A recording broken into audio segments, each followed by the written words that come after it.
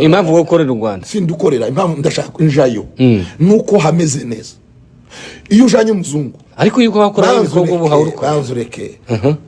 njewe ndakubwira ukuri kose kandi umbwire ndakubwira fact be open genjana y'abazungu umuzungu yarambwiye ngo no muri Uganda sinzosubirayo